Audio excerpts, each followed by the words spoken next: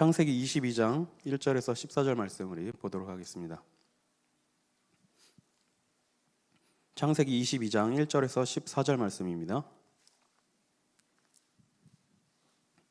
우리 한 절씩 교독하도록 하겠습니다.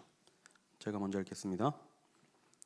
그 일 후에 하나님이 아브람을 시험하시려고 그를 부르신되 아브라함아 하시니 그가 이르되 내가 여기 있나이다.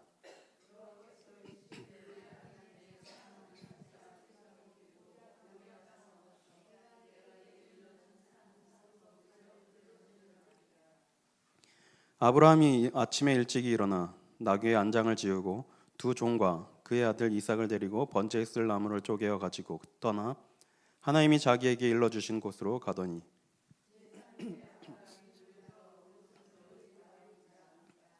이에 아브라함이 종들에게 이르되 너희는 나귀와 함께 여기서 기다리라. 내가 아이와 함께 저기 가서 예배하고 우리가 너희에게로 돌아오리라 하고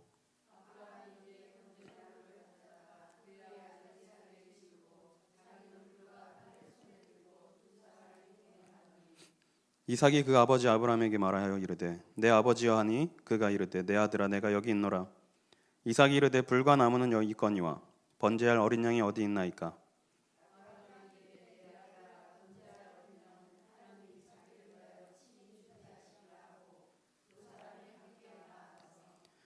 하나님이 그에게 일러주신 곳에 이른지라. 이에 아브라함이 그곳에 제단을 쌓고 나무를 버려놓고 그의 아들 이삭을 결박하여 제단 나무 위에 놓고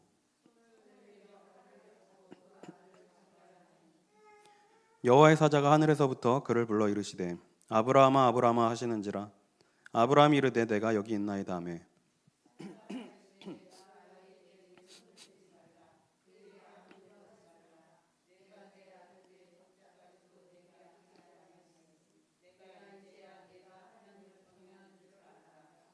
아브라함이 눈을 들어 살펴본즉 한 순양이 뒤에 있는데 뿔이 수풀에 걸려 있는지라. 아브라함이 가서 그 순양을 가져다가 아들을 대신하여 번제로 드렸더라.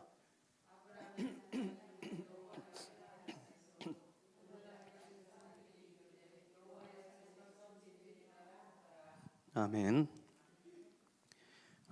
지난주 금요일에 이제 말씀을 전하는데요. 좀 빨리 끝내야지 이렇게 마음을 먹었는데 나중에 보니까 55분이나 했더라고요. 오늘은 좀 빨리 끝내도록 성령 인도를 받도록 하겠습니다. 그 메시지를 이렇게 준비하고 말씀을 전하는데 이게 생각보다 에너지가 좀 많이 소모가 돼요. 근데 이제 목사님 가시는 스케줄을 생각해 보니까 2주일 동안 30강이면 장난이 아니더라고요. 뭐 1시간 정도만 이렇게 설교하고 해도 막 몸에 땀나고 에너지가 많이 소모되는데 그래서 우리가 순간순간 생각날 때마다 목사님 위해서 우리 같이 기도하셨으면 좋겠습니다. 한 주간 우리가 말씀을 통해서 예배의 축복을 바르게 알고 누려야 되겠습니다. 그래서 이번 주 우리에게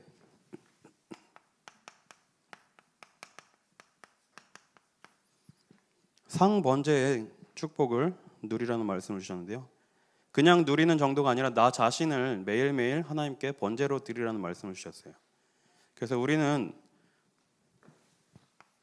구원받은 하나님의 자녀로서 제일 중요한 부분이 바로 이 부분입니다.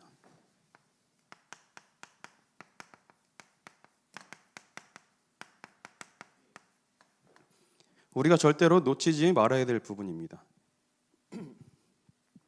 그래서 이 예배는 우리가 매일 하나님께 드리는 것이죠.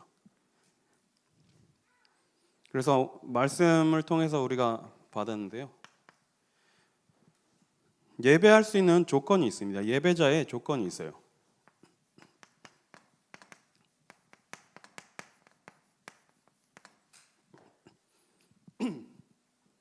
아무나 지금 이 자리에 와서 같이 앉아 있다고 같이 예배에 참석했다고 예배를 드리는 것이 아닙니다. 분명히 하나님의 자녀가 되고 구원받은 사람이 앉아서 하나님께 예배 드릴 때 그것이 예배가 되는 것이죠. 그래서 구약 시대나 지금 시대나 예배를 드리기 위해서 중요한 조건이 하나 있는데 이 부분이 해결돼야 하나님께 예배를 드릴 수가 있어요. 그게 뭐냐? 바로 죄에 대한 부분이죠. 죄가 있으면 이 죄 때문에 하나님께로 나아갈 수가 없는 거예요. 왜 그러냐? 하나님은 거룩하신 분이기 때문이에요. 그래서 하나님께는 부정함이란 단어 자체가 맞지 않습니다. 그래서 부정한 자는 하나님 앞에 나아갈 수 없었죠. 구약시대 제사장들도 항상 성소에서 제사를 드리고, 대제사장은 1년에 한 번 지성소에 들어가서 자기의 죄와 백성의 죄를 위해서 제사를 드렸어요. 그런데 대제사장이 지성소에 들어가서 하나님께 제사를 드리러 들어갈 때는 몸에 방울을 달고 들어갔습니다. 그래서 몸에 줄을 묶고 방울을 달고 들어가서 이제 밖에 있는 사람들이 듣고 딸랑딸랑 소리가 계속 나면 이제 우리 대제사장이 지금 제사를 드리고 있구나 이렇게 생각하죠. 그런데 순간 뭐 넘어지는 소리가 들린다든지 그 후로 아무 소리가 들리지 않는다, 방울 소리가 들리지 않는다. 그러면 이제 줄을 당겨서 대제사장을 이제 끌어내는 그런 시스템이 있었죠. 왜냐? 아무나 함부로 하나님께 들어갈 수 없었고, 죄가 있으면 들어갈 수 없었고, 부정함이 있으면 들어갈 수 없었어요.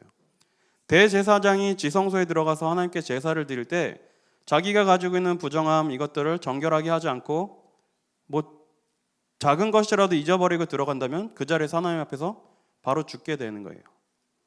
이것처럼 하나님은 부정함이라는 것과 어울리지 않으시는 분이죠. 그렇지만 뭐 지금 시대는 우리가 하나님 앞에 예배하러 나와서 뭐 죄가 있거나 부정하다고 해서 그렇게 죽는 시대는 아니지만 우리가 그 부분은 잘 기억해야 될 것 같아요. 오히려 우리는 이제 너무 편해지다 보니까 좀 예배를 쉽게 생각하고 좀 소홀히 하는 경우가 있는데, 정말 하나님 앞에 나오는 예배만큼은 정말 마음의 자세를 바르게 하고 정말 하나님 앞에 두렵고 떨리는 마음으로 우리가 나와야 될 줄 믿습니다.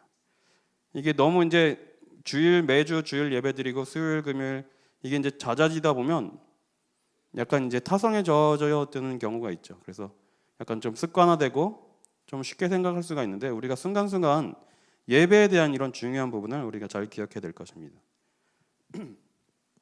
그래서 히브리서 9장 1절에서 5절에 보면 이제 성막에 대한 설명을 쭉 이렇게 기록을 했습니다. 그리고 나서 6절에 히브리서 9장 6절에 보니까 이 성막을 얘기하는 거죠. 이 모든 것을 이같이 예비하였으니 제사장들이 항상 첫 장막에 들어가 섬기는 예식을 행하고, 7절에 오직 둘째 장막은 대제사장이 홀로 1년에 한 번 들어가되 자기와 백성의 허물을 위하여 드리는 피 없이는 아니하나니. 중요한 부분이 죄를 해결하기 위해서는 피가 필요한 것입니다. 피는 생명을 의미하죠. 그래서 히브리서 9장 13절에 보니까 염소와 황소의 피와 및 암송아지의 죄를 부정한 자에게 뿌려 그 육체를 정결하게 하여 거룩하게 하거든. 짐승을 잡아서 피를 뿌리고 죄를 뿌리고 이렇게 정결하게 하는 의식을 해야 됐습니다. 왜 피가 필요하죠? 죄를 해결함에 있어서.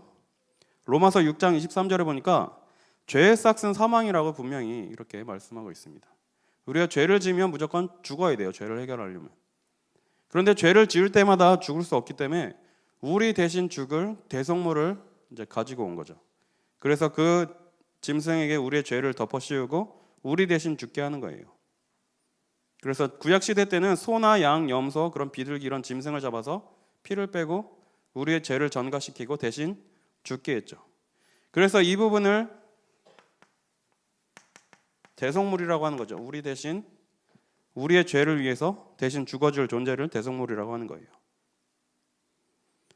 9장 22절에 보니까 율법을 따라 거의 모든 물건이 피로써 정결하게 되나니 피 흘림이 없은즉 사함이 없느니라 이렇게 기록이 되어 있습니다.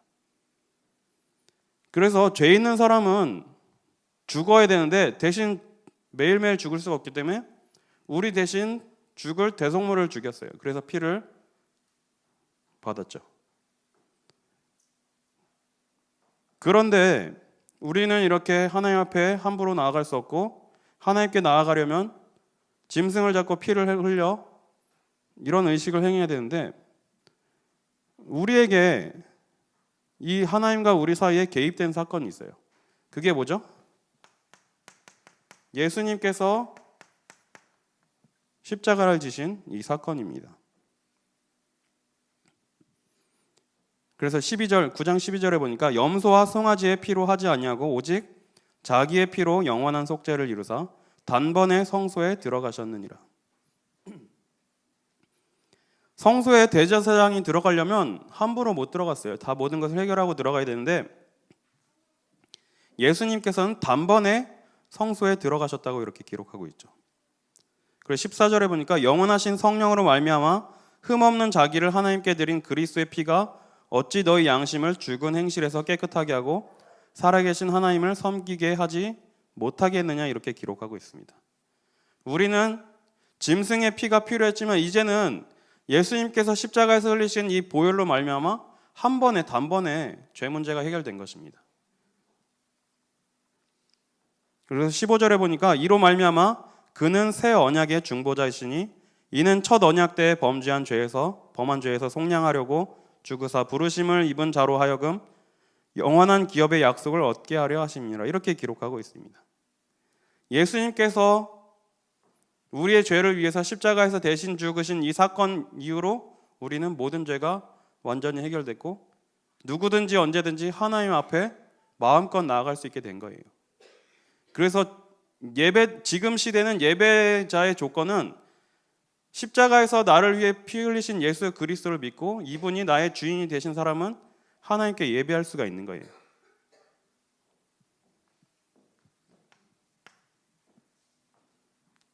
그런데 이 예배는 강단에서 말씀을 주시기를 하나님과 교제하는 시간이라고 말씀하셨어요.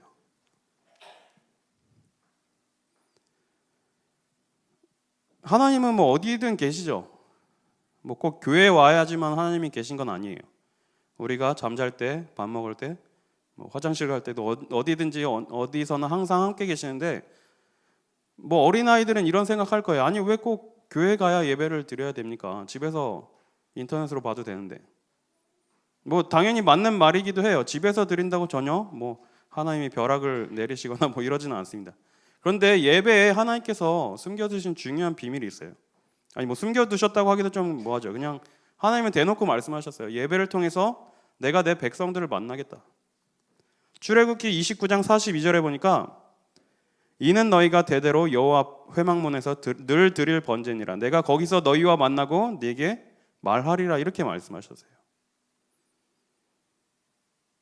우리의 삶 속에서 언제 어디든지 하나님께서 함께 하시지만 하나님은 예배를 통해 우리와 만나시고 우리에게 말씀을 주겠다고 약속하신 거예요.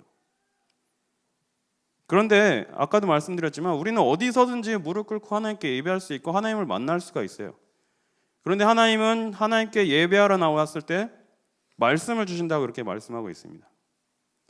그래서 우리가 드리는 이 예배는 하나님과 만나는 시간이고 하나님이 주시는 말씀을 받는 시간이에요. 조금 더 어렵게 말해보면 천지를 지으신 창조주와 창조주께서 만드신 피조물과의 관계로 만나는 시간이 바로 예배예요. 그래서 우리가 우리를 지으신 하나님께 엎드리고 무릎 꿇고 하나님을 섬기는 겁니다. 그리고 또 주인과 주인의 소유된 백성과의 만남의 시간이 바로 이 예배예요. 그리고 또 경배를 받는 대상과 경배를 하는 대상이 만나는 시간이 바로 이 예배입니다.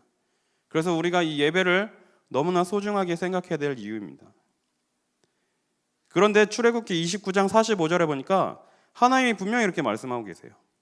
내가 이스라엘 자손 중에 거하여 그들의 하나님이 되리니. 이 예배는 하나님과 교제하며 하나님을 만나는 시간이고 하나님과 우리와의 관계를 회복하는 시간이에요. 내가 그들의 하나님이 되겠다. 너희의 하나님이 되겠다. 내가 이스라엘 자손 중에 거하여 그들의 하나님이 되리니. 우리의 하나님이신 하나님을 만나는 시간이 바로 예배인 거예요. 우스갯소리로 불신자들에겐 너희 부모님이죠. 너희 하나님이죠. 그런데 우리에게는 우리의 하나님이 되신다고 분명히 말씀하고 계세요.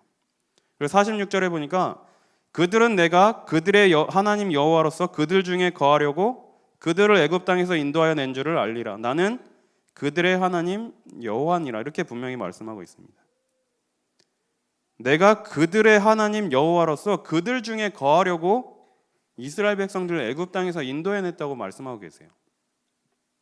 지금 우리에게 적용한다면 하나님께서 지금 우리와 이 시간 함께 하시고 우리 중에 거하시려고 우리를 저 창세기 3장의 문제 속에서, 죄와 저주의 문제 속에서 사단의 손에서 우리를 구원하신 것입니다. 그래서 예배는 하나님이 우리에게 베푸신 구원의 감사와 감격을 확인하는 시간이에요. 하나님이 우리를 건져내셔서 예배하도록 하셨어요. 하나님께서 우리를 건지셔서 찬송받기를 원하시는 거예요.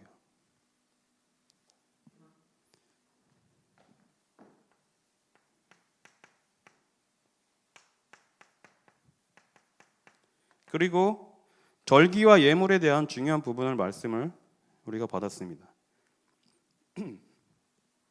우리는 양을 보려면 사실 되게 큰 맘 먹고 가야 돼요. 동물원에도 양 잘 없는 것 같죠? 에버랜드에 양이 있었나요? 제가 기억에 에버랜드 가도 양은 못 본 것 같아요. 있어요? 너무 오래돼서 기억이. 제가 신학교 다닐 때 학부 때인가 강원도 투어를 했어요. 졸업여행 때. 그때 이제 그 대관령인가요? 그 양떼 목장 가서 양을 본 기억이 나는데, 어쨌든 우리는 양을 보려면 되게 큰 맘 먹고 어디를 가야 돼요.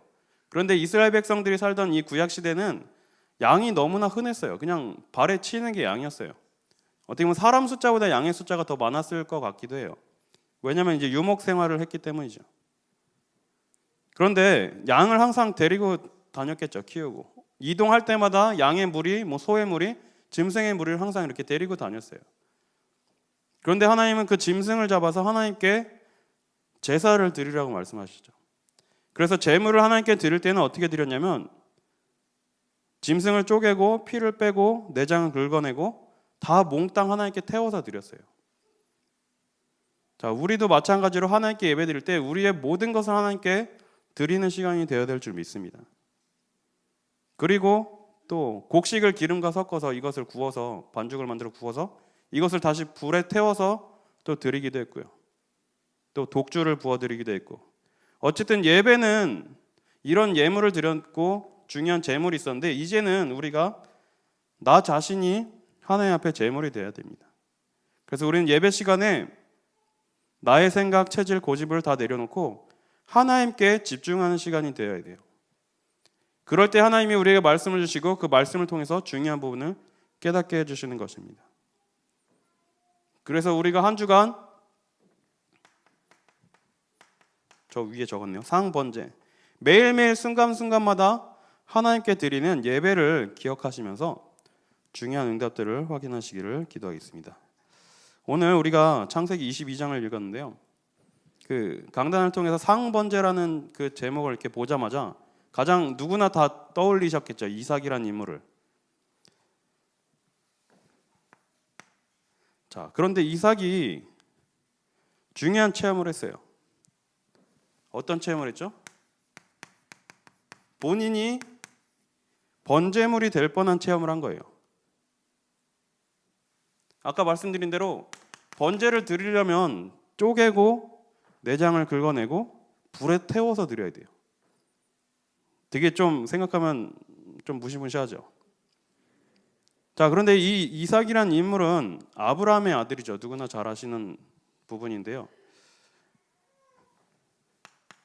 이삭은 태어날 때부터 언약적인 그런 출생이었어요. 창세기 17장 2절에 보니까 하나님께서 아브라함에게 말씀을 주셨는데요. 내가 내 언약을 너와 너 사이에 두어 너를 크게 번성하게 하리니 하시니. 하나님이 아브라함에게 후대의 축복을 주겠다고 약속하셨어요. 너를 통해서 너의 후손들이 번성하게 될 것이다. 그래서 4절에 보니까 보라 내 언약이 너와 함께 있으니 너는 여러 민족의 아버지가 될지라. 우리 계속해서 언약의 백성, 언약이란 말씀을 우리가 받고 있는데요. 하나님은 이 언약을 주시고 계속해서 언약의 바톤을 이어가고 계세요. 그래서 이삭에게 이 언약을 이어가기 위해서 하나님은 아브라함에게 약속하신 것입니다. 16절에 내가 그에게 복을 주어 그가 내게 아들을 낳아주게 하며 내가 그에게 복을 주어 그를 여러 민족의 어머니가 되게 하리니 민족의 여러 왕이 그에게서 나으리라. 아브라함의 아내 사라에게도 이런 말씀을 주셨어요. 자, 그런데 처음에 이 말씀을 받고 하나님이 너에게 언약으로 주겠다라고 아브라함에게 말씀하셨는데 아브라함이 처음에는 그 말씀을 안 믿었어요. 소위 말하는 이제 콧방귀를 낀 거죠. 17절에 보니까 엎드려 웃으며 마음속으로 이르되, 이렇게 기록이 돼 있어요. 엎드려 웃었대요. 그리고 마음속으로 이르되 100세 된 사람이 어찌 자식을 낳을까? 사라는 90세니 어찌 출산을 하려 하고. 그러면서 더 웃긴 건 하나님 이스마엘이나 하나님 앞에 살기를 원합니다, 이렇게 얘기를 해요. 아니 무슨 아들은 말도 안 되는 것 같고 하갈을 통해서 난 저 아들 이스마엘이나 그냥 하나님 앞에서 살기를 원합니다, 이렇게 얘기했어요, 아브라함이. 그런데 하나님은 그 말에 전혀 상관하지 않으시고 계속해서 언약을 말씀하셨어요. 19절에 보니까 아들을 낳으리니 그 이름을 이삭이라 하라. 내가 그와 내 언약을 세우리니 그의 후손에게 영원한 언약이 되리라. 이삭은 출생 자체가 언약 전달을 위한 출생이었어요. 그리고 분명히 100세가 됐을 때 아브라함에게 아들을 주겠다 약속하셨는데 하나님께서 약속하신 그 정확한 성취로 이삭이 태어났어요. 그렇게 본다면 이삭은 자기가 태어난 것 자체가 언약을 깨달을 수 있는 그런 도구가 됐겠죠. 100세와 90세에 아들을 하나님께서 주셨어요. 불가능한 상황 속에서 하나님은 언약 전달을 위해서 그 일을 이루셨기 때문에 이삭은 나는 태어날 수 없는 사람이었는데 하나님께서 나를 태어나게 하셨다라는 이 사실만 생각해도 하나님의 언약을 기억할 수 있었겠죠. 그런데 하나님은 이 이삭을 이 언약 전달자로 쓰시기 위해서 다시 한번 이 언약을 각인시키셨어요. 오늘 읽은 본문이죠. 창세기 22장 2절에 보니까 여호와께서 이르시되 내 아들 내 사랑하는 독자 이삭을 데리고 모리아 땅으로 가서 내가 내게 일러준 한 산 거기서 그를 번제로 드리라. 하나님이 아브라함에게 귀한 아들을 주셨는데 그 아들을 번제로 바치라고 말씀을 주신 거예요. 그래서 아브라함이 그 말에 순종하여 이삭을 데리고 가죠. 그리고 7절에는 이삭이 이르되 불과 나무는 있거니와 번제할 어린 양이 어디 있나이까. 8절에 아브라함이 이르되 내 아들아 번제할 어린 양은 하나님이 자기를 위하여 친히 준비하시리라. 자, 이렇게 아브라함이 이삭을 데리고 하나님께 이삭을 번제로 드리려고 데려갔는데 이제 실제로 제단을 쌓아놓고 나무를 이제 버려놓고 그 위에 이삭을 올려놓고 칼로 이삭을 잡으려고 할 때 하나님 이제 급하게 부르시죠. 그리고 이삭을 대신해서 양을 드리라고 말씀을 주시죠. 13절에 보니까 아브라함이 눈을 들어 살펴본즉 한 순양이 뒤에 있는데 뿔이 수풀에 걸려 있는지라. 아브라함이 가서 순양을 가져다가 아들을 대신하여 번제로 드렸더라. 자, 여기서 중요한 말이 저는 이 부분이라고 좀 생각이 들더라고요. 이삭 대신. 우리는 내 죄를 해결하기 위해서 내가 죽어야 됩니다. 그런데 내가 죽어야 되는데 내 대신 예수 그리스도께서 대신 십자가에서 죽으셨어요. 아까도 말씀드린 대로 이것을 대속물이라고 하죠. 우리는 날마다 이 부분을 기억해야 돼요. 내 죄 때문에 내가 죽어야 되는데 내 대신 십자가에서 예수님께서 죽으신 사건. 자, 이삭이 이 일을 체험했는데 이게 유쾌한 경험은 아니었을 거예요. 되게 좀 충격이 됐을 수도 있고, 근데 이제 뭐 아브라함에게 하나도 저항한 모습이 보이질 않는 걸로 봐서는 이제 하나님의 중요한 계획이라고 생각하고 순종했다고 볼 수도 있겠죠. 자, 어쨌든 거의 뭐 죽음 직전까지 갔어요. 죽을 위기 앞에까지 간 거예요. 보통 사람들은 죽을 위기를 체험하면 이제 트라우마가 생긴다고 하죠. 트라우마는 이제 정신적 외상 뭐 이런 걸 말하는데 트라우마를 이제 보니까 과거 경험했던 위기, 공포와 비슷한 일이 발생했을 때 그때 느꼈던 감정을 다시 느끼면서 심리적으로 불안한 심리적 불안을 겪는 증상을 트라우마라고 하더라고요.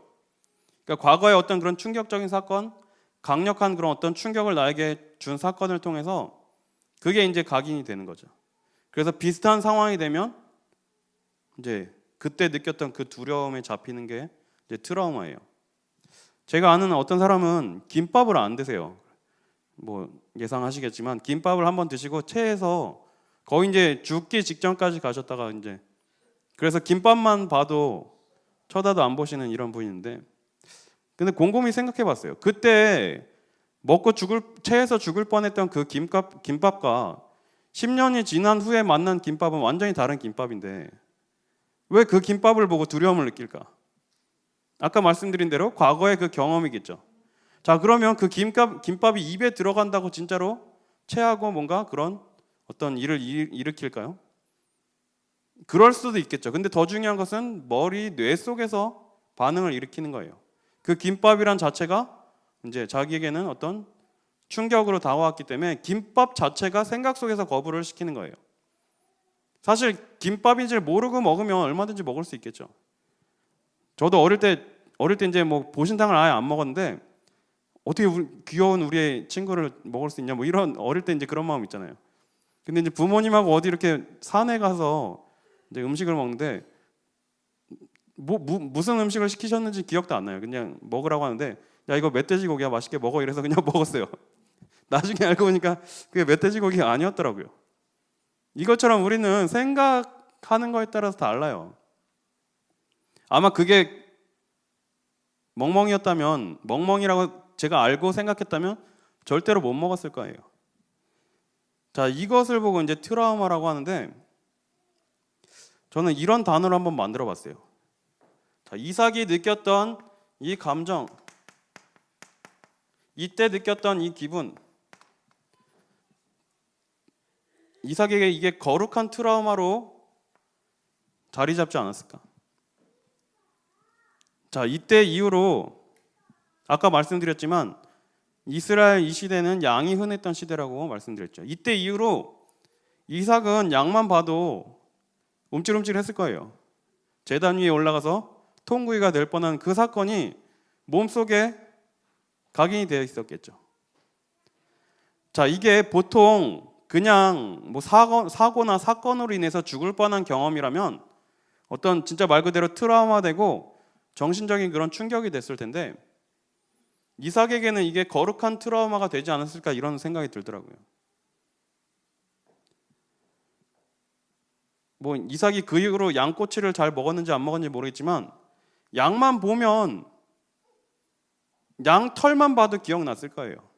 번제단에서 자신이 죽을 뻔한 그 사건, 산채로 하나님께 드려질 뻔한 그 사건이 몸속에 각인되어 있을 거예요. 그러면 이삭은 평생을 이것을 잊어버릴 수가 없겠죠. 양만 보면 계속해서 떠오르니까요. 자, 그러면 이 충격적인 이 일이 이삭에게는 나쁜 경험, 그런 경험이 아니라 계속해서 언약을 경험하는 중요한 장치가 된 거예요. 양만 보면 언약이 떠오르고 내가 죽어야 되는데 내 대신 죽은 수장이 계속해서 생각났을 거예요. 이것처럼 하나님은 이삭에게 아예 그냥 언약이라는 것을 몸에 각인시키셨어요. 자, 우리도 마찬가지로 우리가 죽을 뻔한 경험을 하지 않았지만 내 대신 죽을 구원자를 보내겠다는 약속이 우리에게 각인이 되어야 되겠죠.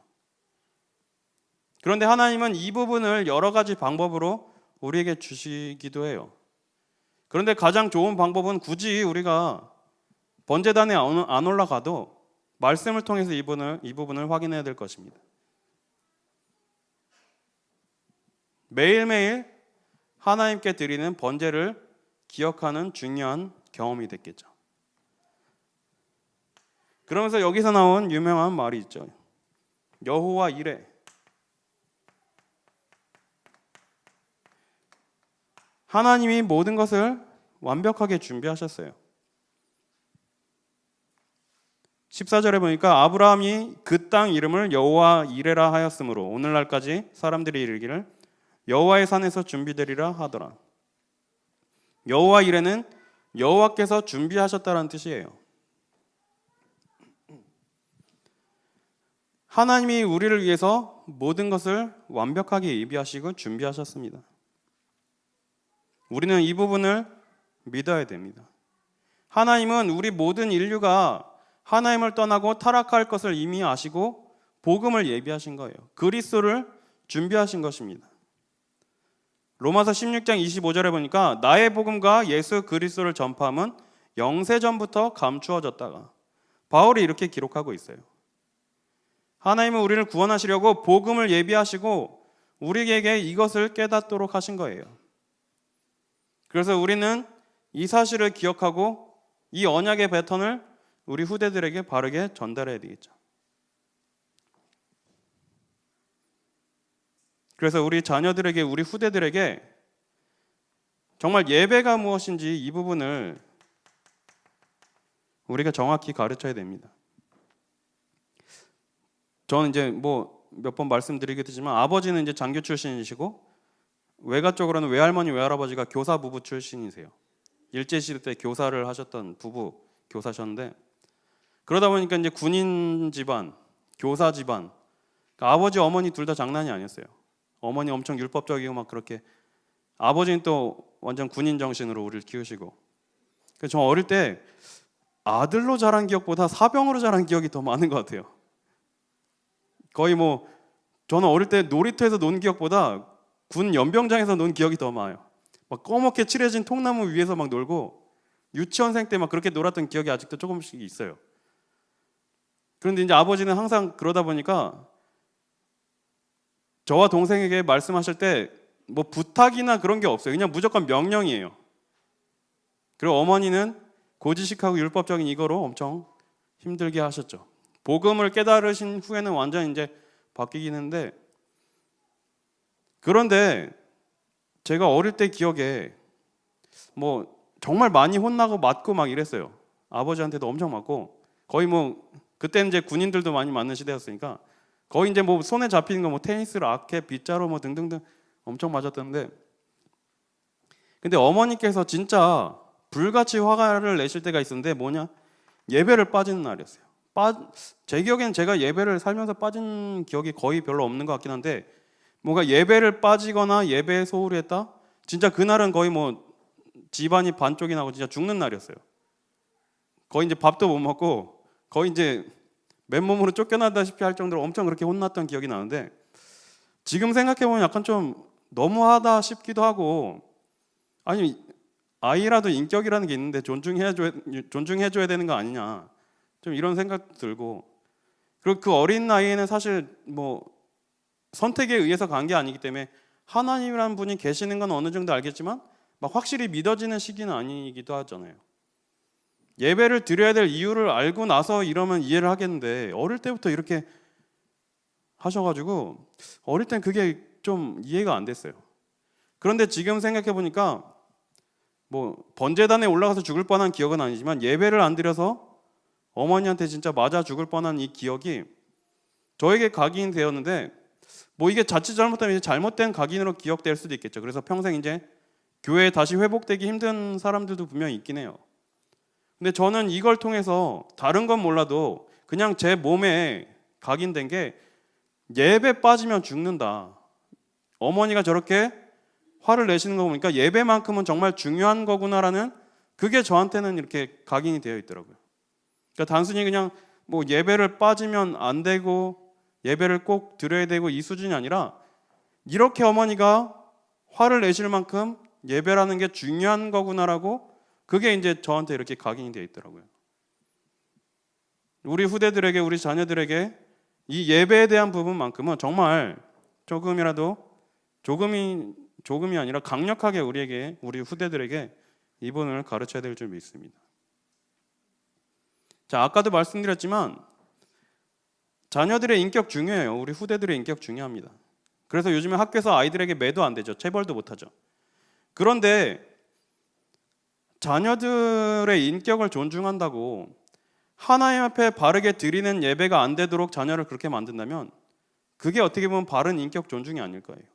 정말 하나님께 예배할 수 있는 자녀로 만들어주는 게 그 자녀의 인격을 존중하는 거라고 저는 그렇게 생각을 합니다. 잠언 5장 22절에서 23절에 보면 악인은 자기의 악에 걸리며 그의 줄에 매이나니 그는 훈계를 받지 아니함으로 말미암아 죽겠고, 이렇게 기록이 되어 있어요. 훈계를 받지 아니함으로 말미암아 죽겠고, 부모님의 훈계를 듣지 않으면 망할 수도 있는 거예요.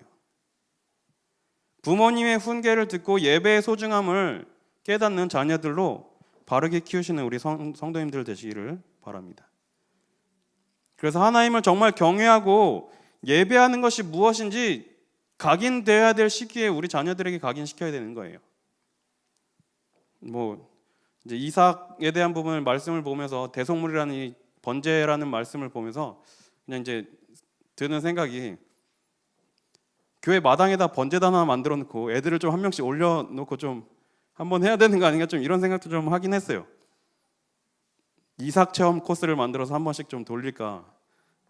예전에 어느 전도사님은 옛날 아주 좀 오래된 얘기인데요, 아이들을 한여름에 봉고차에 실어놓고 지옥 체험 시킨다고 히터를 세게 틀어놓고 그렇게 했던 분이 계셨어요. 자 어쨌든 이거는 절대로 그렇게 하시면 안 됩니다. 어쨌든 우리 후대들에게 언약이란 부분, 예배라는 부분이 아예 이삭처럼 몸에 각인될 수 있도록 우리가 후대들을 이렇게 키워야 될 줄 믿습니다. 그래서 우리 후대들에게 이 언약의 배턴을 바로 전달하는 거예요. 그래서 예배라는 부분을 프로스퀴네오라는 단어로 이렇게 풀어주셨죠. 정말 우리 자녀들이 하나님 앞에 무릎 꿇고 이마를 땅에 대고 하나님을 경배할 수 있는 자들로 우리가 세워야 될 줄 믿습니다.